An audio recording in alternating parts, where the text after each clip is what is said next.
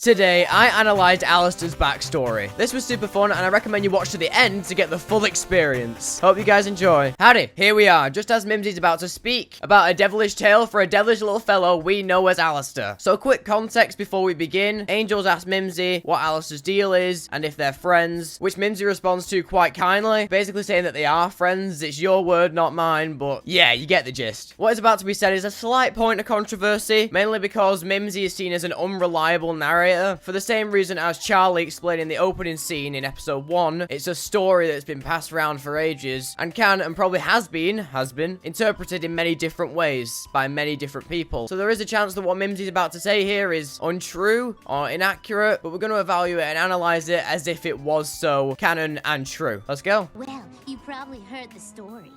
He appeared in hell suddenly, making a splash quicker than anyone had ever seen. So immediately the first thing she says is that he appeared suddenly, which is a weird thing to say because everyone who comes to hell for the first time after they die appears suddenly because no one's expecting to be there. No one sat there like an airport holding a little note saying the name of the person who they're quote unquote picking up. It's all arbitrary, so to say that as if it's a new thing and it's unusual is quite a big thing to note in a way, because it's emphasized in the beginning as if it's something new, a break from the norm perhaps, though we know and everyone else knows that it's not. If that's true, then why is it so important to say as an opening line? And to say that he made a splash bigger than anyone had ever seen implies that he just showed up and he knew what he was doing immediately, as if he already had insight as to what hell was like, which is a theory because of his voodoo magic that he might already know a little bit about hell. Ain't that cool to think about? At first, people wanted to dismiss him. So people were dismissing him because he was weird, he was unusual. Everyone looks unique. I said that in my first video on Happy Day in Hell. Every sinner looks different, yet people dismissed Alastor as if he was weird, when they're all weird, even weirder than him. It's very unique phrasing.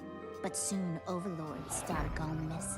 And before I comment on that, I'd like to add that in the scene where Alastor's walking down the street and people are dismissing him, he doesn't care, which just further proves that Alastor cares more about himself than anyone else. He's more interested in what he's up to and what he's doing, and he's wise enough to understand that none of it matters. Despite it being his first few days in hell, he seems to be severely unbothered, yet he still goes after these overlords, so that makes me think that there is an ulterior motive. And obviously there is, because he doesn't care about what anyone else thinks. He doesn't want to impress anyone. He wants to be better than everyone, not for that reason, but because he wants to chuck everyone around and be confident enough in himself that he can walk down the street and say whatever he wants and do whatever he wants. Even without the power, he does that, but with the power, he's unstoppable, and that's what he wants to be. He wants to be unstoppable, and maybe there's a motive behind why he wants to pull all the strings, like he says in the last episode in the song. Perhaps when he was on Earth and communicated to all those demons through the voodoo magic and stuff like that, a demon may have told him about this plan, or even possessed him or something like that, maybe given a sign, even to go as far as plant that thought and that motive into Alastor's consciousness, so when he went to hell, he would keep that idea in his mind, as if he was brainwashed into believing that he wanted something that he never originally came up with wanted. It might have been planted there artificially, so then these voodoo demons could get a hold and take over. In my opinion, I don't think there's enough talk about the voodoo stuff. We could go deep into that. I don't know all about the religion itself and all the things that go along with it, but I think Vivian's idea of voodoo seems to be vastly different than anything that I've seen about it, but I'm not too sure. So there is a possibility that Alastor could have been contacting demons in his human life, and then either been possessed or had this thought planted that he never originally considered that led to him wanting it in hell, wanting all this power, and that's why he went in with a motive to get the power. Maybe there's some higher power who's looking for that, looking to take over Alastor as soon as he's big enough. Because the way Mimzy explains it, it seems to be sudden. It's like he came into hell and he knew exactly what he wanted to do and wanted to torment and kill and gain power. Maybe it even goes as far back as his human life. Maybe the only reason that he was a serial killer is because he was like an edgy teen, so he decided to do some voodoo magic to seem cool, and then he got that idea plopped into his head that he wanted to take over and gain power. So then to be the dominant force would be to kill people, because when you're killing people, you are the dominant force. So any way that he could feel dominant, he did that. He stood tall. Even now he stands tall. So it's only right to assume that his human life was similar. He would stand tall and dominate, gain any power that he could, rule over whoever he could rule over, manipulate. That's what he does with Charlie. He wants to manipulate. He wants to be dominant, not only in a power scaling kind of way, but also to just feel more powerful, even if it's just with words or composure or things like that. That's why he always wears that smile, because it makes him him, in himself, feel more confident externally and a little bit internally, basically wiring his brain to make him think he's the best, and no one can beat him, he's undefeatable, which gives him this confident facade that he grasps onto, and it works because despite him not being all that, him thinking he's all that makes other people think he's all that, and then he becomes all that. Ruling through fear helped him gain that power, because one by one, he used his skills of killing and cunning to kill, but as he got more powerful through that, he ruled more through fear. That's why he rarely attacks anymore. The only people he attacks is Sir Pentious as a way of teasing, Adam as a way of teasing. He goes full demon mode as more of a joke, but still quite genuine, with some additional enjoyment sprinkled on top of that. He kills the loan sharks. It seems like anytime we see him in a combat encounter within this season, it's played off as a joke, or not important / insignificant, even to go as far as saying that he just wasn't trying. So it seems as if he did all the dirty work at the start and gained that power, but as soon as he got that, he ruled more through fear, and that's why he doesn't attack Husk or anything like that. And whenever he's talking to someone like Pentious, when he wants to intimidate, he uses his powers, just like he does in Stay Gone as well. He uses his powers everywhere, but never uses them physically against another person, just to make them afraid. And that is scary. The fact that he can ignite fear in anyone in vastly different ways is scary. He makes Pentious feel feared through the subtle act of the snap of his fingers, practically, barely any power used, just to make him afraid. Or when he's talking to him and he's like, I definitely remember you now. He flashes his powers as a way to ignite fear, but then he ignites fear in Lucifer by using a type of manipulation on the one person who he cares about, and the one person who he wants to get to and deepen a connection with, and that spawns fear within Lucifer. So the fact that in many different ways, and he's smart enough to know that and know which way fits which person, he can make them afraid is creepy. And it's the fact that it started here and probably begun at its earlier stages in his human life, and he's still dragged it over, and it works just as well.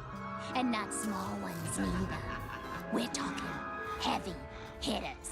So he was taking out the biggest overlords at the time, the ones who were seen to be unstoppable. Now Alastor's seen as unstoppable, but back then, these were all the Alastors. There was a collection. There were about 5 or 6 Alastors, and one Alastor took down all of them. No fear. I also do wonder what these overlords were representatives of, because they have such cool designs, like the one before. The one here, he's cool. I wonder what he ruled. But I guess we'll never know. Well, we might know, but not yet. No one knew what happened to him until these strict... The fact that he can do it so easily as well. He did it like it was nothing, just, there we go, it's done. A snap of the fingers, just a bit of effort, and he is ruling. He is above all. That's honestly insane. And the way that he expands that and broadcasts his fear through the invention of the radio, or the rule of the radio, just proves how smart he is. At that time, he knew the only thing that he could use to get the most influence and a widespread audience would be to use the radio, and when he does, you bet it works. He's hypnotizing people left and right, brainwashing them with manipulation, and instilling fear and hatred inside the denizens of hell at this time. He wanted chaos, and you bet he got it. He became chaos, the embodiment of chaos. That's what Alastor is, because he's not afraid to get his hands dirty when he needs to, but he never needs to, because he's got so much power that he doesn't need to get his hands dirty anymore. Yeah, he never loses it. He doesn't go rusty. He can fight Adam just fine if you put a bit more effort in. I want to do an analysis about that at some point, but if you put a bit of effort in and had an angelic weapon, he probably would have won. It's debatable and controversial, but that's what I think. And I do want to bring some positivity to this, because that's what my channel's all about. We're not going to ignore the fact that Alastor is a dignified bloke, and he did do podcasts and radio broadcasts that he says that basically just podcasts. He did a talk show, probably stuff like that, to really pioneer the entertainment industry. It wasn't all black and white, good or evil, and he was on evil. It was a spectrum, because he did evil things like this to instill fear, but that just brought in more viewers. And as he brought in more viewers, he just opened up the talk show. Now, we don't know that for sure, but I'm very, very certain, considering his radio tower is very stereotypical of a radio host, and he is a radio host. It occurs to me the thought that he may have had fun with it and genuinely pioneered entertainment through entertainment and not just fear. So it looks to me as if he started off broadcasting the screams. He started off doing it, so he got that audience and dragged them in and took the souls or whatever, however it works in hell. We don't really know yet how influence works and gathering souls, things like that, but he brought them all in with the screams. It's like, here's an allegory. Five Nights at Freddy's 3 Five Nights at Freddy's 3. An evil character, Springtrap William Afton, he's evil. What are the people in hell? Majority evil. If you go on the cameras in FNAF 3 and activate a child's laughter in one of the rooms, Springtrap will go to that. It's the same thing with this. He broadcasts the screams, and because the sinners are so deranged and bloodthirsty, just as Vaggy says in Happy Day in Hell, they're drawn to the screams. That's their entertainment. Then eventually, Alice just eases off. Like I said, when he got the power, he just eased off a bit, and he doesn't use it as much. It's the same thing. He doesn't broadcast screams as much because he doesn't have anyone to impress. Everyone just knows him. So now he's just a talk show. and people probably enjoy listening to him. It's not like he's fully evil and provides entertainment. So there's the positive and the negatives. Like I say, there's no negatives without positives, but there are positives without negatives, and in this negative, there is a positive. He was entertaining others and just being himself, really. Being the Alastor persona, which became himself. There is no Alastor left now. It's just Alastor the radio demon. That's the only bit that's left of Alastor. So he's so far gone now that his true self is Alastor the radio demon. So there is nothing underneath that apart from pain. There's a broken soul beneath the mask, but the mask is so ingrained into him now, and he's so psychotic that he's just become his persona. So when I say that he was being himself on the podcasts and the radio broadcasts, he probably was, because Alastor the radio demon is him. So there we go. Enjoyment. So this was the era where radio was beginning. I don't know if Alastor invented the radio or brought it down. Maybe it already existed, because there are radio towers and things like that, so maybe it has done before. But Alastor was the one who ruled it. He conquered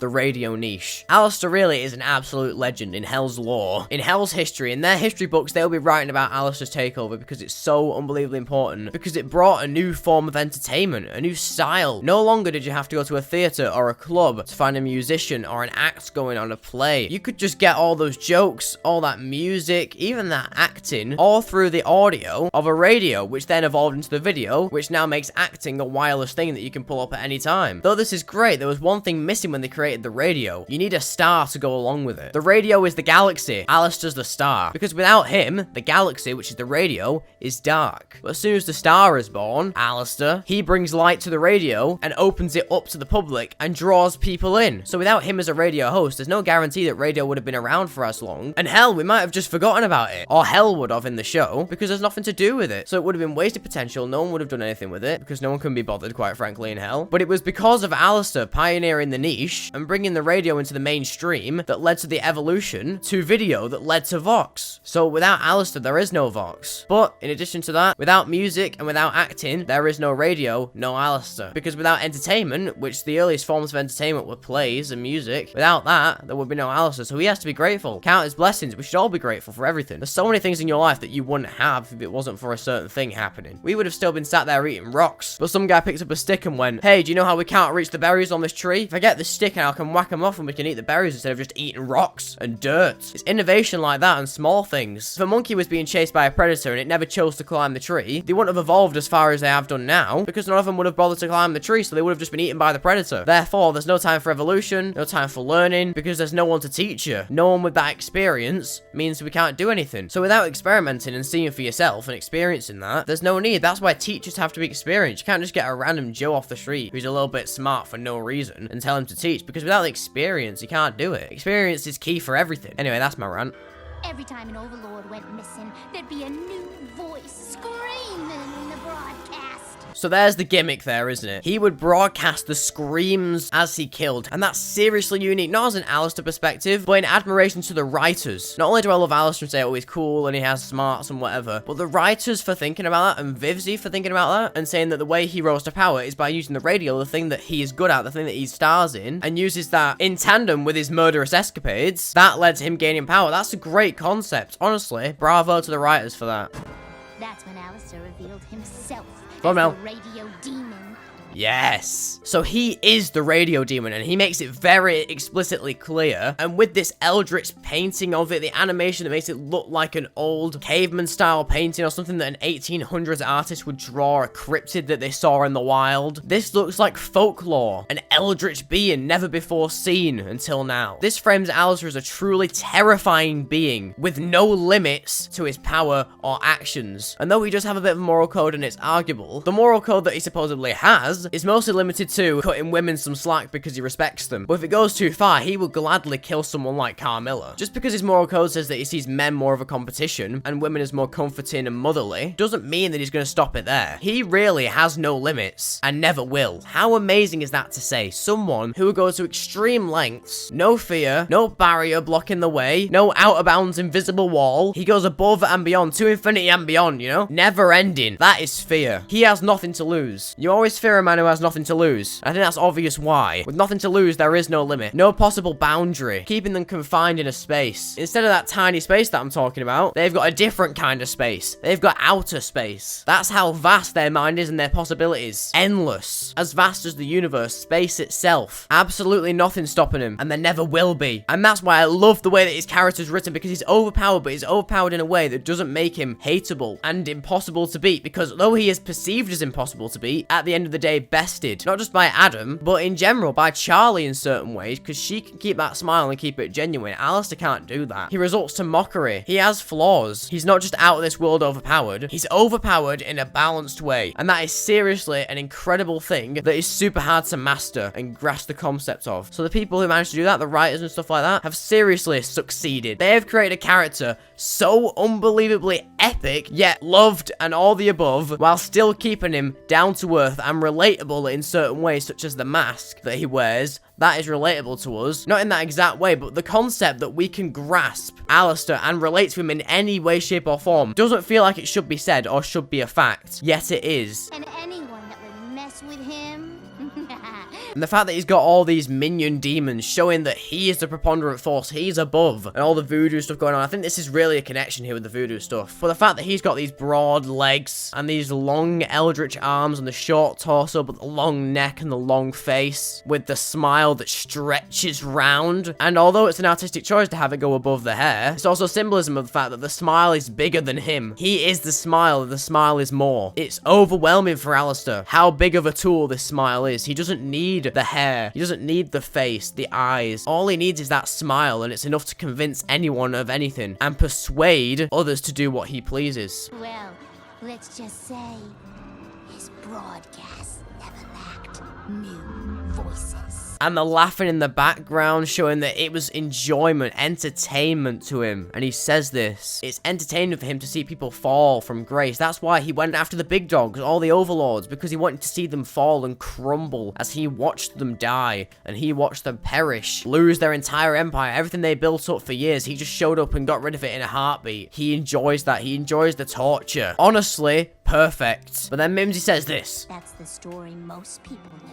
But underneath it all, he's a total sweetie. Really? Mimzy, what the hell, man? Though seriously, the fact that Mimzy can lighten up Alastor and make him genuinely smile, become comfortable and interested, and handle physical touch in a way that he never has before, or has seemed to have in the series so far. The fact that Mimzy can force that out of him without even trying, while her herself feeling comfortable and making Alastor comfortable, truly shows how we undermine Mimzy more than we need to. Because there's more to her than meets the eye, for sure. It's not just the history that they have, but there's something about Mimzy that Alastor enjoys.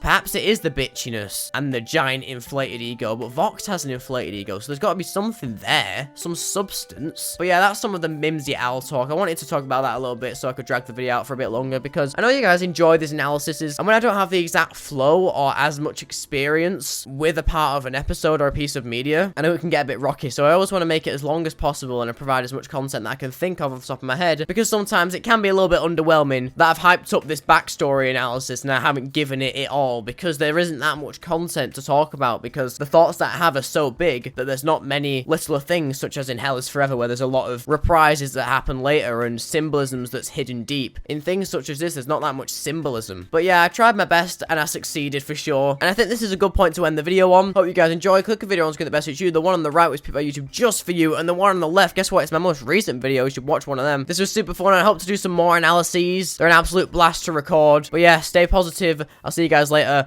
Goodbye.